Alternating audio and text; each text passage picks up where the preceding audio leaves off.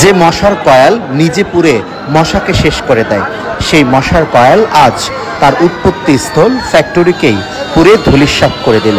মুহূর্তের মধ্যে দাউ দাউ করে আগুন ছড়িয়ে পড়ল সর্বত্রে। ঘটনাটি হচ্ছে গাজীপুর জেলার শ্রীপুর উপজেলার গড়গড়িয়া মাস্টারপাড়ার তুলা গবেষণা কেন্দ্রের পাশে অবস্থিত একটি কয়েল ফ্যাক্টরি। আজ দুপুরে হঠাৎ করে ভয়ঙ্কর বিস্ফোরণে অগ্নিদগ্ধ হয়ে দাউ দাউ করে বিষাক্ত আগুনের লেলিহান শিখা মুহূর্তের মধ্যেই ছড়িয়ে পড়ে সর্বত্রে। পরিস্থিতি একেবারেই নিয়ন্ত্রণের বাইরে।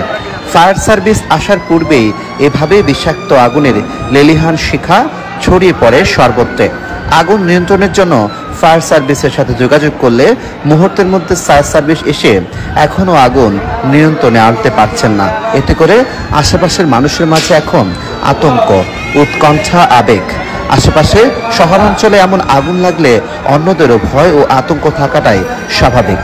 সবশেষে কেন আগুন লাগলো আর এই আগুনে কি পরিমাণ ক্ষয়ক্ষতি হয়েছে তা এখনো নিশ্চিত বলা যাচ্ছে না। এখন শুধু একটাই কাজ, আগুন নিয়ন্ত্রণ করা, যেন কোনোভাবে আগুন অন্যত্রে ছড়িয়ে না পড়ে সেই চেষ্টায় চালাচ্ছে সাধারণ মানুষ, স্বেচ্ছাসেবী ও ফায়ার সার্ভিসের সদস্যরা। কিন্তু এই আগুনটা কেন লাগলো সে বিষয় নিয়ে এখনো স্পষ্ট কোনো জানা যায়নি।